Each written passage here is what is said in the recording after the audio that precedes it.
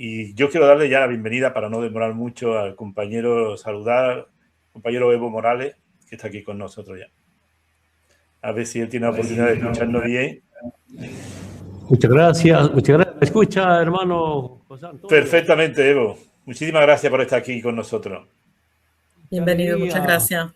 Escucharlo, una enorme emoción sumarnos a esta maratón mediática internacional por Cuba. Y también una alegría que Causachi un Coca, nuestra emisora del pueblo, realmente campesino de esta región del trópico, sea parte de esta campaña internacional contra todas las políticas que implementa el imperio norteamericano. Yo te quería preguntar, Evo, precisamente por eso, ¿qué opinión tiene de causa lo que es el bloqueo, ese asedio que el gobierno de Estados Unidos está incrementando, no solamente contra Cuba, sino contra todos los pueblos del Caribe y otros pueblos que no son del Caribe, naturalmente, pero especialmente contra los pueblos del Caribe? Mira, la lucha de América Latina viene desde tiempos de colonia, desde tiempos de república también, pero cuando se fundan las repúblicas hace 200 años, Estados Unidos implementa una política, un programa, Doctrina Monroe, América para los americanos. Dentro de este programa, América para los americanos, impulsa varios programas, Guerra Fría, Plan Cóndor, guerra contra el terrorismo, guerra contra el narcotráfico. Con la Guerra Fría no querían que los pueblos de América Latina tengan gobiernos electos por sus pueblos. Gobiernos democráticos al servicio del pueblo y no al servicio del imperio. Y en América Latina, primero en romper esta doctrina Monroe, Guerra Fría, para mí ha sido Cuba. Va avanzando el tiempo, viene Venezuela, varios países, algunos gobiernos, si no son antiimperialistas, son humanistas, son progresistas, son del pueblo. Y va creciendo, y Estados Unidos, los gobiernos de Estados Unidos toman una posición de cómo parar esta liberación democrática en América Latina. Y a veces golpes de Estado, intervenciones militares, bloqueos económicos, son las políticas del imperio norteamericano. No había sido todo Estados Unidos. Por ejemplo, estaba viendo en los últimos días, ¿no? Renuncia el director nacional del Centro Antiterrorista de Estados Unidos, Joe Kemp, explicó que su conciencia no le permite seguir en el cargo porque Irán no es una amenaza y la guerra se inició por presión del lobby de Israel. Otra información que me llega: más de 30 generales se negaron a acatar las órdenes del Trump de invadir Irán por tierra.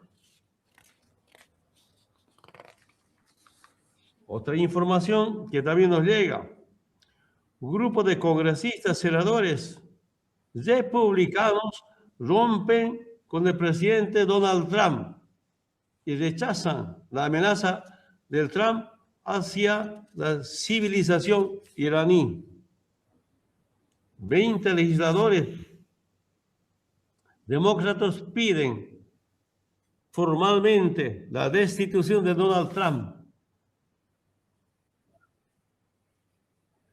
El Congreso está tomando medidas urgentes para destituir al Trump. En Estados Unidos, al menos 70 legisladores estadounidenses solicitaron el juicio político del presidente Donald Trump y el secretario de Guerra, Pete Hegseth, por amenazar de genocidio contra Irán. Así podemos leer varios comunicados, pero lo más interesante, mayoría absoluta de estadounidenses, 75%, quieren que Trump sea destituido. Entonces, hermano José Antonio, no es todo Estados Unidos. Un grupo que representa al capitalismo, al imperialismo, impulsa. A este tiempo yo veo, hay un triángulo de desorden mundial a la cabeza de Donald Trump, el presidente de Israel, Benjamín Netanyahu, y desde Sudamérica, Milei, esos aliados. Pero están en decadencia. Están, ya no hay hegemonía mundial de parte de Estados Unidos, del gobierno de Estados Unidos. Intenta tomar, intervenir, como hizo en Venezuela, ahora en Irán. Quiere recuperar, mejorar su economía, porque Estados Unidos es el país más deudor del mundo. Tomar el petróleo y cree que le está yendo mal. Con la nueva doctrina Monroe, lanzada el 30 de noviembre del año pasado, se conoce que ya no es hegemonía mundial de Estados Unidos. Por tanto, replegarse a América Latina. Tomando el petróleo en esta coyuntura, y segundo, con la industrialización de litio y tierras raras. Y tercero, no permitir que China entre a América Latina. Son nuevos planes de Estados Unidos en el marco de la doctrina Monroe. Y Cuba, repito nuevamente, ha roto esa doctrina Monroe. Ahí viene el bloqueo económico. Venezuela, varios países. Y algunos países sobreviven con golpes de Estado, con intervenciones militares. Pero además de eso, recordemos haber en 1845, Destino Manifiesto. Los presidentes de entonces de Estados Unidos dicen que somos enviados de Dios, somos bendecidos de Dios para dominar el mundo, para tener el control del mundo, pero ¿para qué el control? Para saquear sus recursos naturales. Eso también está fracasando. Entonces, en esta coyuntura política está este triángulo de desorden mundial, yo diría, presidente de Estados Unidos, presidente de Israel, más presidente de Argentina, sus aliados como de Bolivia, Ecuador, Chile, Perú, intentan todavía sostener al imperio.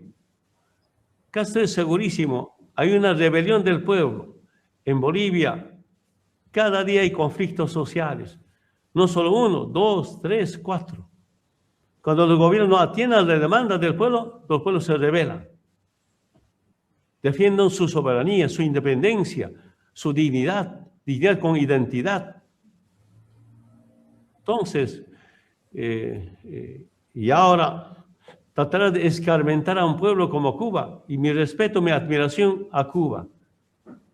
Tanto bloqueo económico, enfrentó, derrotó, apoyo casi de todo el mundo. Y el gobierno de Estados Unidos no escucha ese apoyo del mundo a Cuba. Nosotros, con principios de autodeterminación de los pueblos, apegados estrictamente a nuestra ideología de los pueblos, luchando, defendiendo. Yo estoy casi seguro, por eso hace un momento leí algunos recortes de periódicos, ¿no? Cuba no está solo, no solamente en el mundo, sino también inclusive en Estados Unidos. Me sorprende estas manifestaciones de ex autoridades, de militares, ¿no? Del pueblo, tantas manifestaciones. Ojalá sea cuestión de tiempo para parar esta clase de política contra la vida, contra la humanidad y especialmente contra Cuba.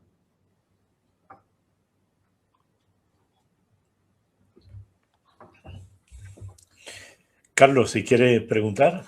Sí, sí, le iba a preguntar al compañero Evo. Un gusto estar otra vez, verte, Evo Morales. Te hemos visto mucho en Argentina, en esta Argentina que vos estás muy claramente identificando como gobernada por un lacayo, ¿verdad? Por un lacayo como Milei.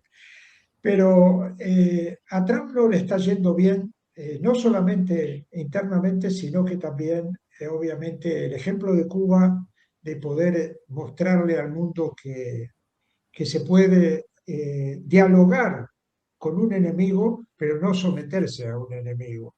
Y yo te quería preguntar, a propósito del gobierno, de toda tu gestión de gobierno, vos hiciste algo muy interesante, que fue echar a la DEA, por ejemplo, y también tener conflictos por eso mismo con la embajada norteamericana. Ahora hay un retorno de la DEA en distintos pueblos de América Latina. Está habiendo un retorno de la DEA y de la USAID también en algunos pueblos de América Latina. ¿Qué consejo le darías a quienes creen que a través de esas estructuras se pueden democratizar, entre comillas, las sociedades?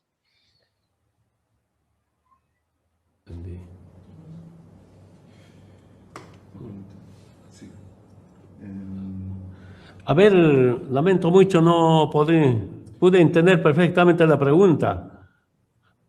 ¿No la pudiste entender? A ver, te la digo de vuelta. ¿Me escuchas? Sí, Se escucha.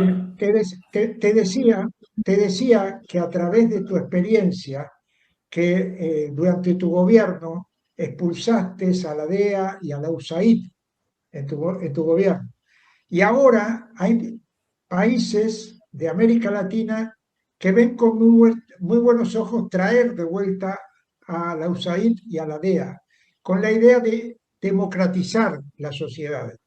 ¿Qué podrías decirles vos a esos países desde tu experiencia que has vivido con esa injerencia por parte de la DEA y la USAID?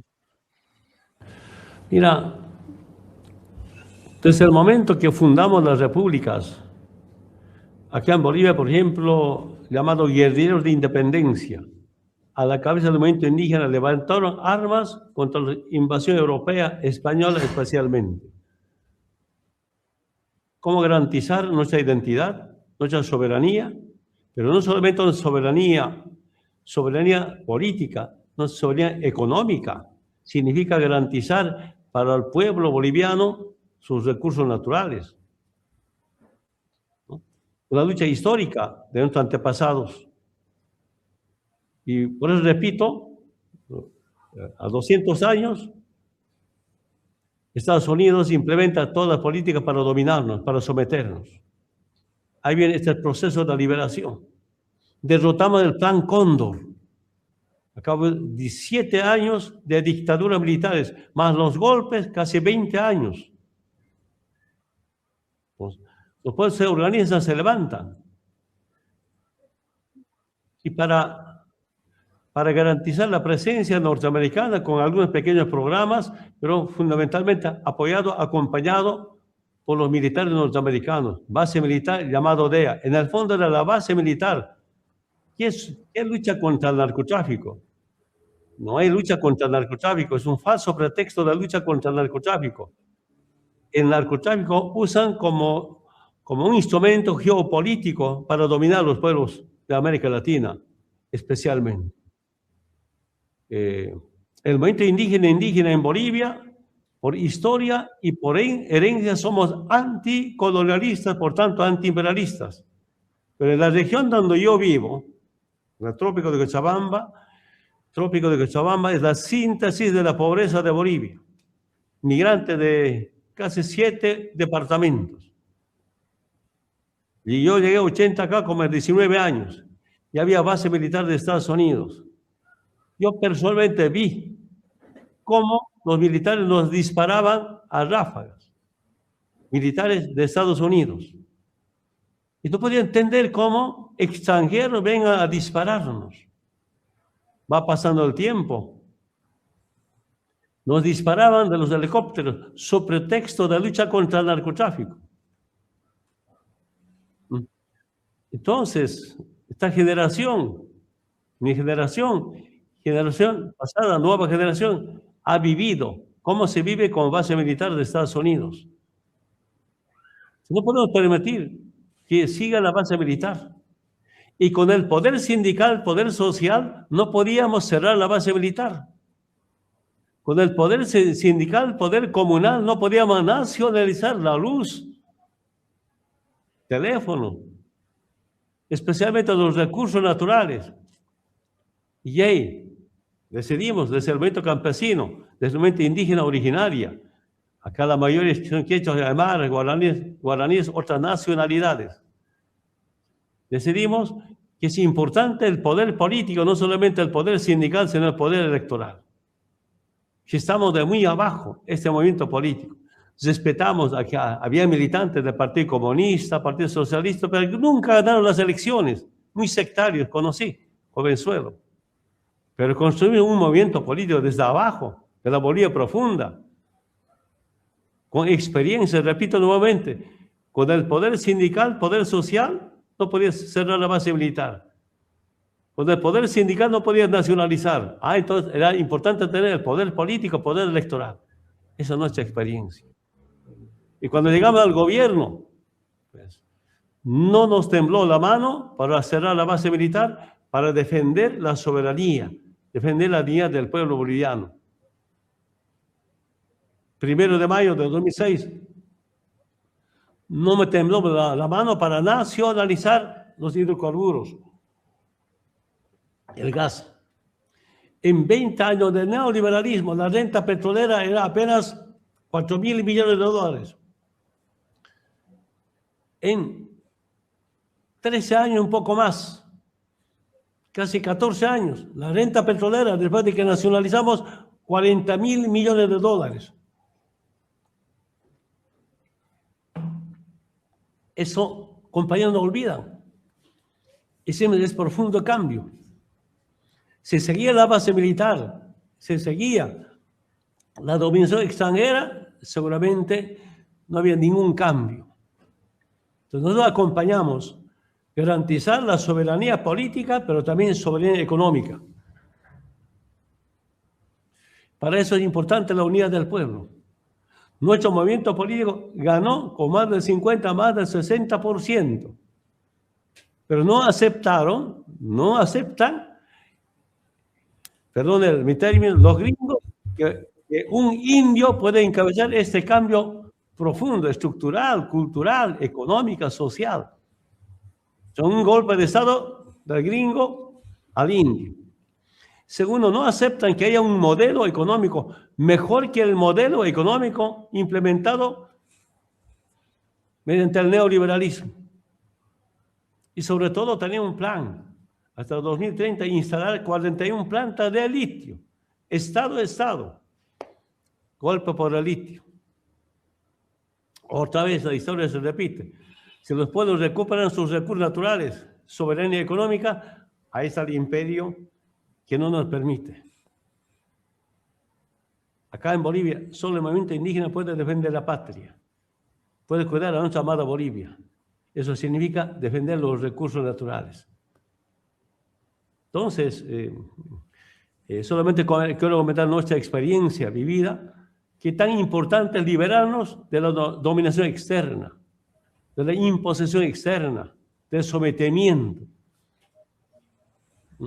Esa liberación así importante.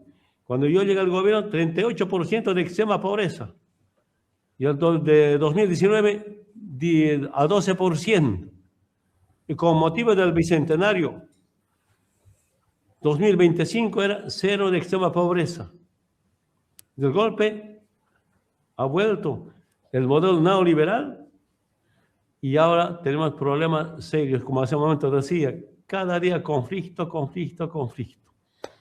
Recién alguna gente se da cuenta que mejor estuvimos antes con los indios y no como ahora. Los presidentes que tienen son españoles. Lamento mucho decir, hace 2 o 3 días vi vestido de militar un español. que estará pasando con algunos comandantes de las Fuerzas Armadas. Entonces, ahí viene la unidad, ¿no?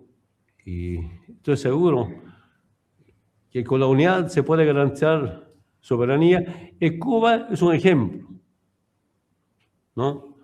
Yo tengo mucha admiración a Fidel. De dirigente, diputado conocí, mucho cariño. Y cuando un pueblo siente de su revolución, defiende su revolución.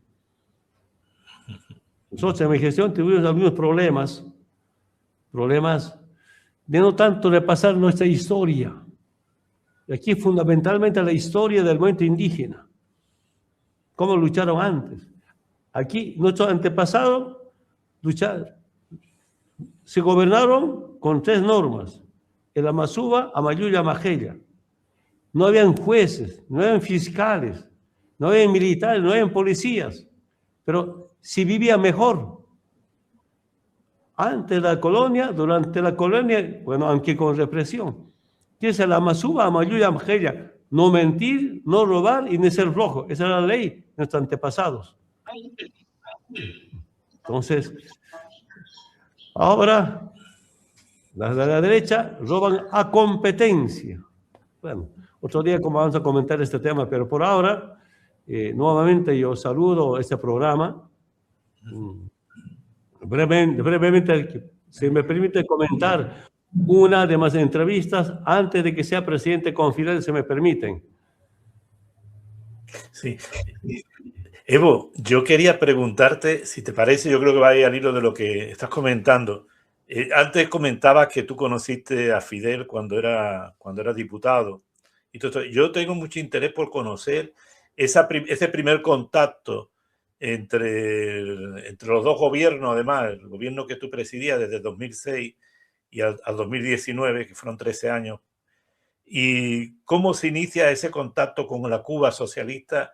Si tú recuerdas esas primeras impresiones que tuviste, esos primeros encuentros con Fidel, de qué hablaste, y o sea, cómo fue esos principios, esa primera relación entre los dos gobiernos. 1991 era mi primer viaje a Cuba, invitado. Quería conocer a Cuba, al Fidel, imposible era. Era la plenaria. Nos dijeron, ¿quiénes quieren hablar? Van a hablar 3 minutos. Claro, Fidel entró a la tercera, nosotros ahí atrás. Hablé 3 minutos, pero no me recuerdo qué hablé, pero hablé, con eso me vine contento. 91. Un encuentro por la autodeterminación de los pueblos. Me sorprendí que no había Coca-Cola, ¿no? Bueno, va pasando el tiempo. Fui a otros eventos, pero después de mi primera candidatura a la presidencia del 2002, y ganando las elecciones, nos lo robaron. No protestamos, pero también sincero, no estaba preparado para ser presidente. Nadie creía que podían ganar las elecciones. Y después de que pasó las elecciones en 2002, yo dije, cualquier momento voy a ser presidente. De verdad hay que hacer un programa de gobierno. De ahí he sido invitado varias veces. A ver, le comento algunos viajes. Uno, yo pedí una reunión con ministro de Economía, con presidente de la Asamblea, Ricardo Alarcón, espero no equivocarme, que en paz descanse, el buró político, y otras autoridades. Y ahora me pregunta, si soy presidente, somos gobierno, si Estados Unidos me bloquea, ¿cómo debo defendernos ante el bloqueo económico? Esa es mi pregunta. El ministro de Economía, no me acuerdo el nombre, decía, Evo, con cuidado. Estados Unidos bloquea, hay que ir avanzando con cuidado. Ricardo Alarcón, todos hacen con cuidado, con calma, Evo. La última reunión era con el comandante Fidel. La misma pregunta, comandante, si soy presidente, si somos gobierno, Si Estados Unidos me bloquea, ¿cómo puedo enfrentar el bloqueo económico a Cuba? Perdón, a Bolivia, bloqueo de Estados Unidos a Bolivia. Fidel, muy sincero y de frente, ¿qué me dijo? Primero, Evo me dice, Bolivia no es una isla como Cuba. Me acuerdo siempre.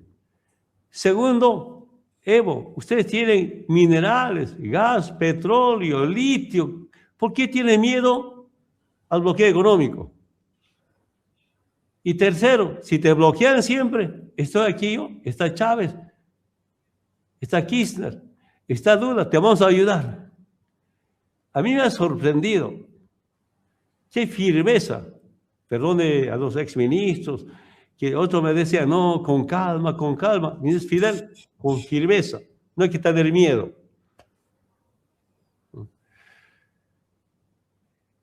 Esa era, creo, la segunda visita. Pero una de las visitas, un evento internacional, en esa sala interesante, no sé cómo se llama, ¿no? Auditorio interesante. Primero estaba la tercera con Fidel, la clausura del evento intercontinental de solidaridad, de apoyo a Cuba. Clausura. Empezó su intervención de clausura Fidel a las 5 o 6 de la tarde. Mirando yo, empezó, habló, acabó a medianoche.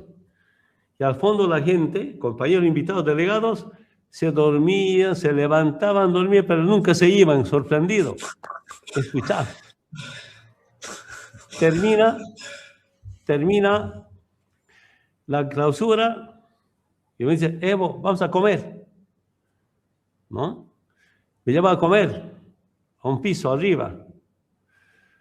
Y ahí, comiendo yo, mirando, ¿qué come Fidel? Mi primera cena con Fidel.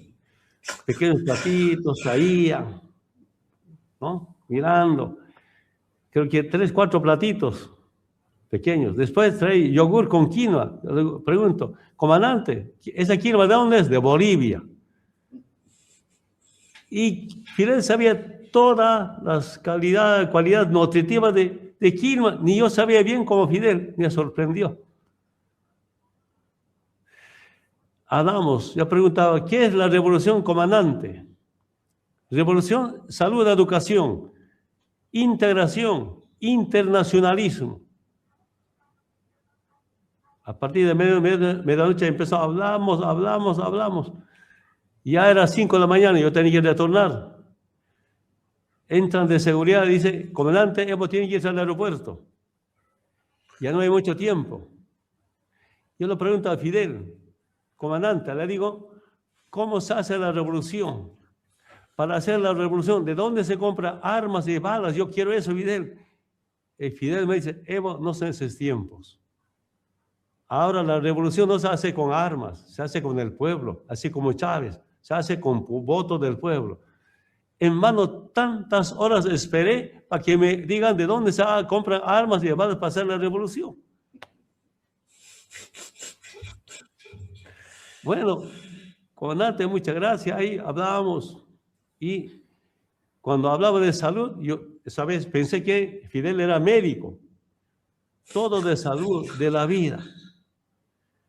A mí realmente me ha sorprendido. Bueno, terminó la reunión, nos despedimos rumbo al aeropuerto. Y a una de mis reuniones con compañero Chávez, comandante Chávez, Hugo Chávez. ¿Me escucha? ¿Se escucha? Sí, perfectamente. Sí. Hola, ¿me escucha? Sí, perfectamente, Evo, te oímos perfectamente. ¿Aló? No, te siguen escuchando allá. Algo pasó con el televisor. Sí, perfectamente. ¿Me escuchan, compañeros? Por favor, acá no se escucha. Sí, se escucha. Se escucha, Evo. ¿Se escucha? Seguimos. Se escucha. Hola, ¿me escuchan, compañero José Antonio? Sí, Evo, te escuchamos perfectamente. Te escuchamos perfectamente. Se escucha. Se ha perdido ya. la... Ya. Muchas gracias. A ver, una de mis reuniones decía con el comandante Hugo Chávez.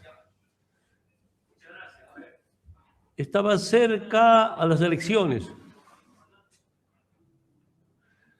Cerca de las elecciones 2005. Creo en un almuerzo entre Fidel, Hugo Chávez conmigo. Fidel le dice a Hugo, podemos operar gratuitamente a los latinoamericanos. La vista es la vista. La vista es la luz de cada ser humano.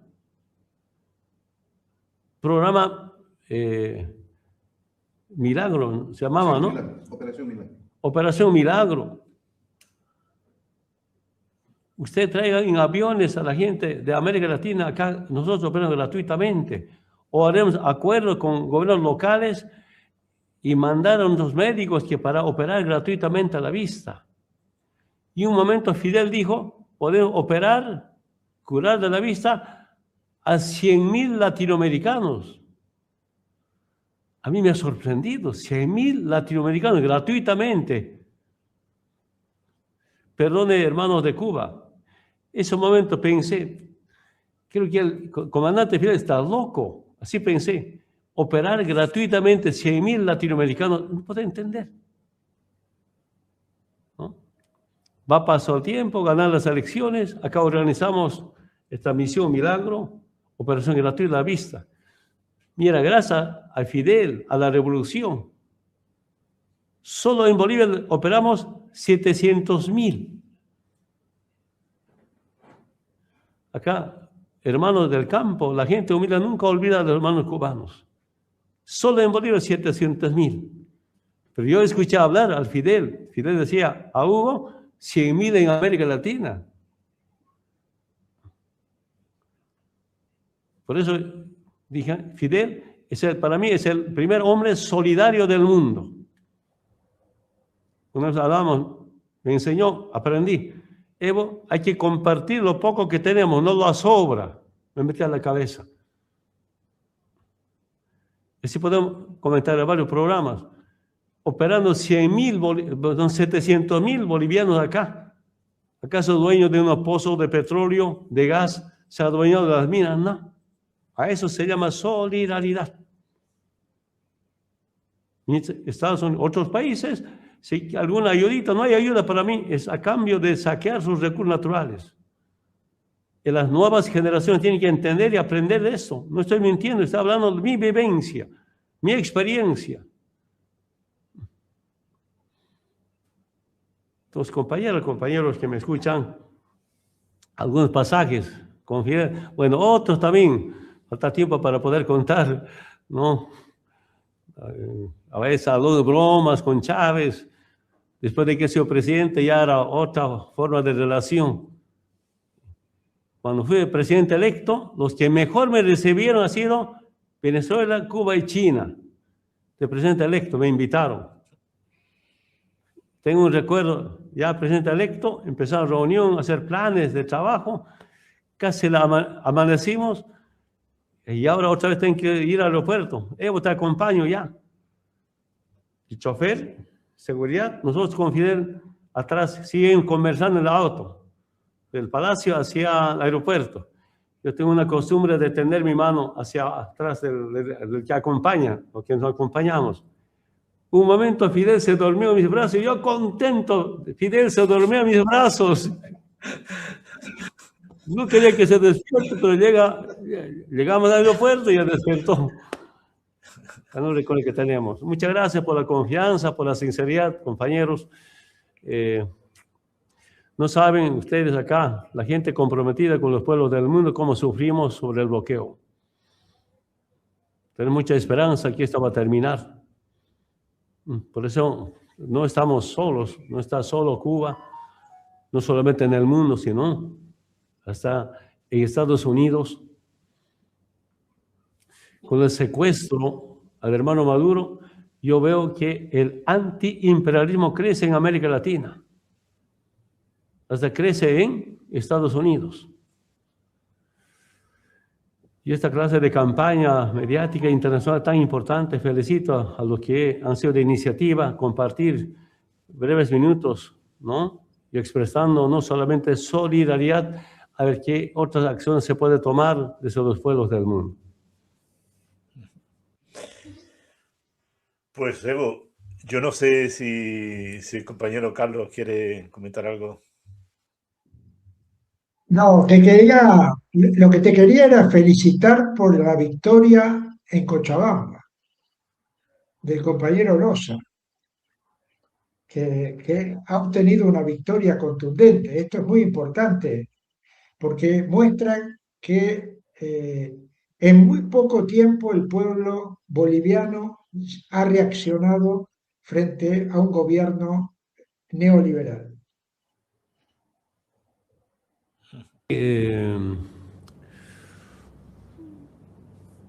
Primero, lamento mucho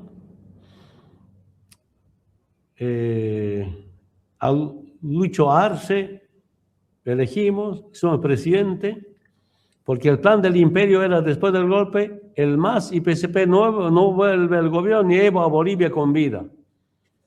Y ganamos esa batalla. Durante el golpe intentaron proscribir el MAS y PSP. Desde Argentina defendí. Hablé con algunos miembros del Tribunal Supremo Electoral y dije, ustedes obren jurídicamente, no políticamente. Me dijo, tenemos presiones internas y externas para acabar con el MAS y PSP, para proscribir. Pero ganamos esa batalla. Y hay alguna gente, como Lucho Arce, se organizaron para eliminar a los líderes indígenas. Lamentablemente algunos se hacían pasar de gabaristas como Hugo Moldis. Prepararon contra Evo, primero Evo, Andrónico, Loza y otros compañeros, especialmente del trópico. Intentaron dividirnos con Andrónico, fracasaron.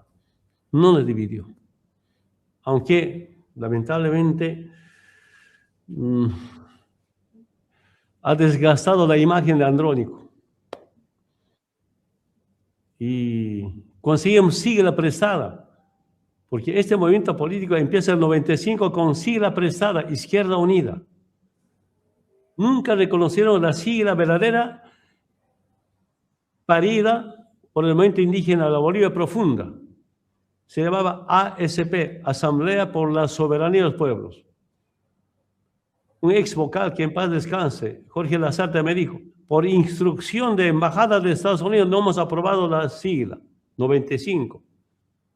97 con Izquierda Unida, sigla prestada. 99, el MAS, el dueño de MAS, nos regala la sigla. 2005 ganamos con sigla regalada. Llegando al gobierno incorporamos IPSP, Instrumento Político por la Soberanía de los Pueblos. Y ahora nos roban la sigla. No es posible que pueda haber dirigente por sentencia constitucional, además de eso, de los autoprorrogados, que es totalmente ilegal e inconstitucional. Esa es nuestra breve historia. Conseguimos 2 siglas para que nos presten para las elecciones nacionales. Desde el gobierno de Lucho Arce pagaron plata para quitar la personalidad jurídica de los 2 partidos.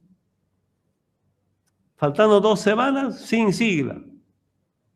Y nuestro movimiento político sin diputados ni senadores. Faltando 2 semanas dijimos voto nulo. Y el MAS y PSP a cargo de Lucho Arce solo ganó una alcaldía en Pando. Andrónico 2 alcaldías. Y nosotros dijimos voto nulo. Actual gobierno ganó en 92 alcaldías. Bolivia tiene 343 alcaldías. Y el voto nulo ganó en 179 alcaldías. La fuerza política. Y ahora, faltan para estas elecciones subnacionales, acordamos con la sigla Morena. Faltando 3 horas para el cierre de inscripción de candidato o candidata, dice Morena no va. Otra vez sin sigla. Y hemos migrado a muchos partidos. Habían tantos partidos, pero sin estructura. O sea, entramos por aquí, por allá. Hay algo que un día tienen que ustedes recordar. Antes nos usaban para que nosotros votemos para la derecha. Ahora usamos nosotros, del Evo Pueblo, usar la sigla derecha para que Evo Pueblo tenga alcaldes, concejales y gobernadores. Uno de esos compañeros, Leonardo Loza, gobernador, con sigla prestada. Pequeño resumen. Si íbamos con Morena, por lo menos ganamos 4 gobernaciones. Cochabamba, La Paz, Oruro, Potosí. ¿Cómo nos ha perjudicado? Es una lucha ideológica, una lucha cultural, lucha de clases. Y tenemos autoridades sin clases, impostor, aparente. Pero ahí está nuestro movimiento político. La próxima semana tenemos una reunión después de la segunda vuelta y esta lucha va a continuar. Y esa herencia que nos dejaron nuestros antepasados va a continuar. Y no solamente Bolivia. Ahora, estamos en la mira del imperio. Es el único movimiento político que enfrenta al pueblo, con principios y valores. Es el único movimiento político que tiene visión de país. Programa Bolivia, no hay otro más. En marzo del año pasado debatimos 3 días. Delegados. Y tratan de dividirnos, debilitarnos, no van a poder. Porque acá nos unimos en base a principios y valores y un programa. Es la fuerza de nuestro movimiento político. Evo, yo para no abusar de tu generosidad, estamos encantados de tenerte aquí, a mí me gustaría hacerte una última pregunta, si me lo permite.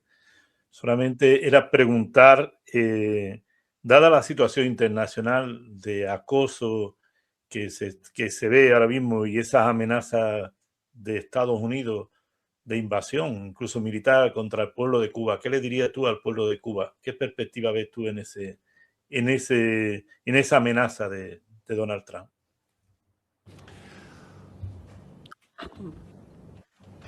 Primero,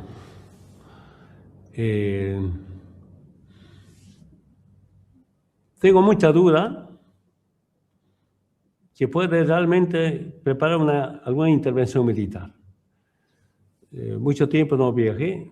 Antes, cuando estaba de presidente, un poquito conocí a Cuba, no solamente a su pueblo, su estructura militar. Gracias a los ex ministros de Defensa, me quedé impresionado. Entonces, convencido que va a haber dura resistencia, ¿no? Pero también están los pueblos que los próximos días hay un evento internacional en España. Estados Unidos sin OTAN ya no hay poder militar. Ya no es potencia económica de Estados Unidos. Con OTAN como su Ministerio de Defensa o Ministerio de Guerra se llama ahora, es fuerza militar. Pero ahora hay países que ya no obedecen a Donald Trump. En el nuevo contexto geopolítico mundial, Estados Unidos ya no es hegemonía internacional. Claro, está el BRICS, sus problemas entre Rusia y Ucrania, ahora con Groenlandia. Hago esta pequeña evaluación porque no está como para tomar ahora países. Los pueblos de Estados Unidos, marchas, concentraciones contra el presidente de Estados Unidos. Ya dieron ultimátum para intervenir, pero retrocedieron. Entonces no está preparado. Sus generales amotinándose, sus autoridades renunciando a su cargo, congresistas rompiendo relaciones, congresistas republicanos rompiendo relaciones con Donald Trump. Ahora, ¿cómo intensificar esta campaña? Nosotros luchamos por el multilateralismo, ¿no? Un nuevo orden mundial. Pero yo diría con planeta plurinacional. ¿Qué es para nosotros la plurinacionalidad? Es la unidad en la diversidad. Y enfrentar juntos, unidos, la adversidad que se presenta. El tema energético va a ser grave también en Bolivia si no hay políticas urgentes de cómo cambiar la matriz energética. Aquí dependemos de energía del gas, termoeléctricas. Eso tiene muchas limitaciones. Entonces,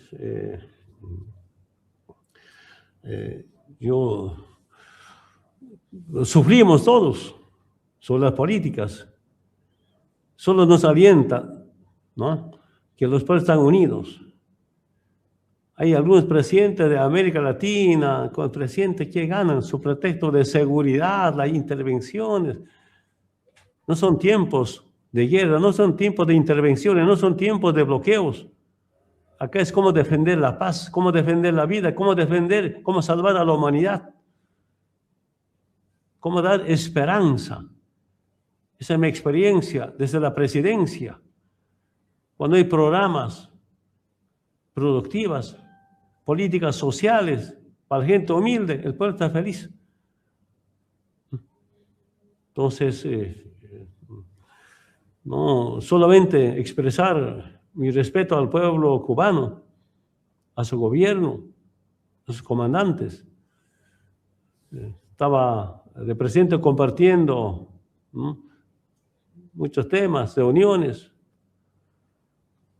Una de las reuniones que tuve con Fidel, estaba Chávez, estuve con Chávez, estaba Correa, estaba de Nicaragua, Daniel, en su pequeña vivienda.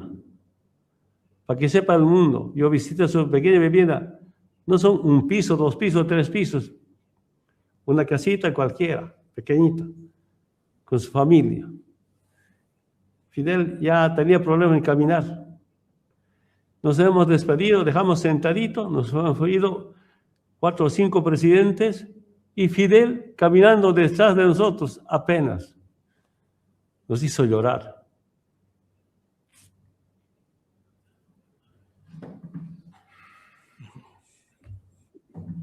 Acercarse al garaje para despedirnos, para levantar la mano. La última vez que hemos visto en conjunto. Es el pueblo, ese es presidente del pueblo. Es como, eso nunca olvidamos. Y cuando habían ya problemas de salud, en algún momento comentamos telefónicamente con algunos presidentes, mira, ¿recuerdan cómo nos ha despedido cuando visitamos a su vivienda? Eso pasó años. Una vez, perdón, les comente, perdón de hermanos cubanos, Maduro me dice, hay que acompañar sus cumpleaños del Fidel, ya vamos. Y no. De Venezuela yo llegué donde siempre nos reciben una pequeña islita ahí alojados. Me dice, seguridad de Fidel, esperen, a las 11 en punto vamos a salir a visitarlo en el día de cumpleaños. Yo esperando, 11 cambiadito, para brindar con mojito, a ver. Y me dice, Fidel está a la puerta. ¿Qué? Fidel va a la puerta. Chofer y Fidel en la puerta. Y Maduro caminando de otro cuarto, de otro departamento caminando. Nos hemos subido, chofer y Fidel, Maduro conmigo en el carro, ya, para ir a brindar cumpleaños. No, nos ha llevado moringa. Es moringa africana, nos ha enseñado. No había cumpleaños, era trabajo. No me recuerdo. Ese es Fidel. En las últimas reuniones, Fidel más nos habla comida, comida, comida.